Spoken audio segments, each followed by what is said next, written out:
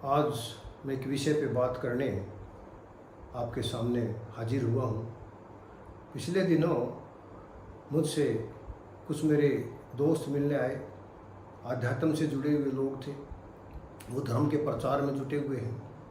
तो मेरे पास बैठे, जब मैंने उनसे अपनी ओरा की रेडिएशन की बात की कि हर एक मनुष्य के शरीर से रेडिएशन निकलता है और सभी मनुष्यों को बनाने वाली एक ही शक्ति है, उसी ने पूरे यूनिवर्स को बनाया है, पर उस शक्ति को हम समझ नहीं पाए हैं अभी। तो उन्होंने मेरे से शास्त्रार्थ शुरू किया और एक बड़ा अच्छा क्वेश्चन किया। उन्होंने कहा कि डॉक्टर साहब चलो आपकी बातें सुनी, कुछ बातें हमें अच्छी लगी, कुछ से हम सहमत नहीं हैं, पर आपको हमें झकझोर करने वाली बात पूछता हूँ। आप मुझे बताओ कि आप गाय को माता मानते हो, आप भैंस को माता नहीं मानते। तो उन्होंने कहा कि अब आप बताओ। मैंने उनको जवाब दिया, मैंने कह दिया भैंस को माता नहीं मानते तो हम एहसान फरामोश हैं। वो हंसने लगे, बोले कि कमाल कर रहे हो आप, गाय माता है भैंस माता नहीं है। तो मैंने माता की व्याख्या करने की कोशिश की। मैंने बताया कि हम माता उस हर एक चीज़ को मानते हैं जो हमारे जीवन को चलाने में सहायक हो। एक माता जिसने हमें जन्म दिया, एक माता धरती माता जो हमें खाने को अन्न देती है। हम कहीं पे कोई रोज़गार करते हैं तो हम उस इंस्टीट्यूशन को भी अपनी माता मानते हैं कि वहाँ से हमारे अन्न खरीदने के लिए वहाँ से पैसा आएगा। हम ऐसे ही गाय हमें दूध देती थी तो हम गाय को माता मानते थे। आज हम भैंस का दूध पी रहे हैं तो हम भैंस को माता ना माने तो क्या हम कृतघ्न नहीं है? बोले नहीं नहीं, गाय ही होती है माता। मैंने कहा आप विद्वान हैं, सिर्फ मुझे इस बात का जवाब दो कि गाय पहले पालतू बनी थी या भैंस। उनको नहीं पता था। मैंने उनको बताया कि जिस समय हमारे वेदों की संरचना हुई, आज से 5000 साल पहले के आसपास हम मानते हैं, और गाय को तो लगभग हमने 6300 साल पहले पालतू बना लिया था। ऐसा माना जाता है कि मनुष्य का पहला पालतू तो कुत्ता रहा है, लेकिन उसके बाद जिसका दूध पिया है, जिसको मारा नहीं है, जिससे मनुष्य का उसको बगैर मारे बगैर हानि पहुंचाए, जिससे मनुष्य को पौष्टिक तत्व मिले हैं, वो गाय है। तो जब गाय हमने उस समय मिली, उस समय आसपास सारे जंगल था और उस जंगल के अंदर गाय चरने जाती थी। और दोस्तों, आप में से काफ़ी लोगों को पता होगा कि इस कुदरत ने जो एक परम शक्ति है, जिसने संरचना करी है पूरे विश्व की और पूरे यूनिवर्स की, पशु के अंदर एक ज्ञान छुपा हुआ है। वो कभी भी कोई जहरीला पौधा नहीं खाएगा। उसको आप जंगल में चरने छोड़ दोगे तो वो कोई जहरीला पौधा नहीं खाएगा। लेकिन ये ज्ञान हम मनुष्यों को नहीं है।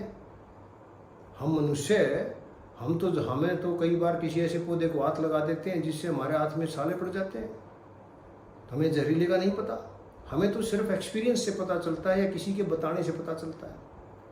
तो उस ज़माने में जब गाय को पालतू बनाया मनुष्य जाति ने, वो गाय जंगल में चरने जाती थी। वहाँ वो बहुत अच्छी जड़ी बूटी खाती, और जब वो जड़ी बूटी खाती तो उसका दूध भी अमृत हो जाता।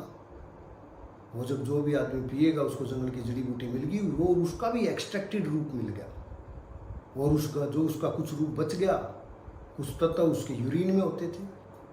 तो गाय के मूत्र को डिस्टिल करके उसको भी कुछ लोगों ने पीना शुरू किया। उनको ये समझ थी कि ये गाय बहुत अच्छी चीज़ें वहाँ जड़ी बूटी खा के आती है, तो इससे जो भी चीज़ निकल रही है हम उसको मूत्र को डिस्टिल करके और दूध को सीधा पी लें तो हमारे लिए अमृत समान है। तो उस ज़माने के जो समझदार मनुष्य थे, उन्होंने देखा कि यदि गाय को हम मार देंगे तो मार के तो उसके मांस से 2 या 3 दिन काम चलेगा, और यदि इस गाय की हम सेवा करेंगे, इस गाय का दूध पिएंगे, तो ये तो बरसों बरस हमारे लिए काम आएगी। तो उन्होंने, जितने भी हमारे महापुरुष हुए हैं, उन्होंने लोगों को समझाने के लिए, उस टाइम के लोगों को समझाने के लिए, उसके लिए कुछ स्टिग्मा पैदा कर दिए।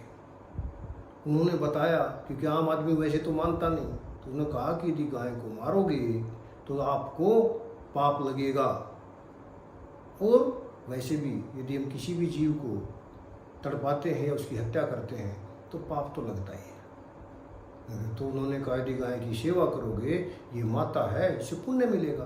तो उस कारण से हमारे समाज में, भारतवर्ष में, आसपास में तब हमारा शाकाहार शुरू हुआ। हमने जो एनिमल वसा है उसको एक डिफरेंट रूप से लेना शुरू किया, जो कि अच्छे तरीके से थी। और जो भैंस है, भैंस तो गाय से लगभग 1500 साल बाद पालतू बनी है। तो भैंस जब हमारे ये वेद लिखे गए, उस समय तक भैंस, मेरा मानना है कि उस समय तक भैंस पालतू नहीं थी। तो जो भैंस पालतू थी ही नहीं जिस टाइम तक, उसको माता उन ग्रंथों में कैसे लिखा जाएगा? जब ये हमारा वाद विवाद हुआ, उन्होंने भी माना। आज के दिन तो हमारे पास गूगल बाबा है, उन्होंने गूगल की और देखा कि वास्तव में गाय पहला पालतू पशु है जिससे हमने अपने आहार के अंदर उससे मिलने वाले दूध को आहार में शामिल किया।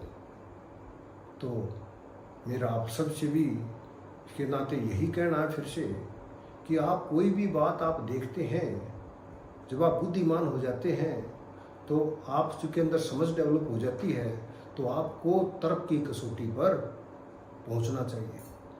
और मनुष्य होने का सबसे ज़्यादा फायदा आपको यही है कि आप सवाल पूछ सकते हो, आप उस सवाल का उत्तर सोच सकते हो।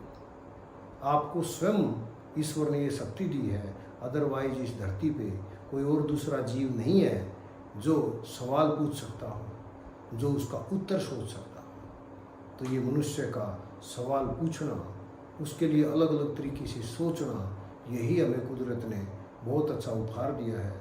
तो आइए हम मिलकर इसका उपयोग करें। और आगे आने वाले समय में मैं और विषयों पे अपनी डिफरेंट बातें, विचार आपसे साझा करता रहूँगा।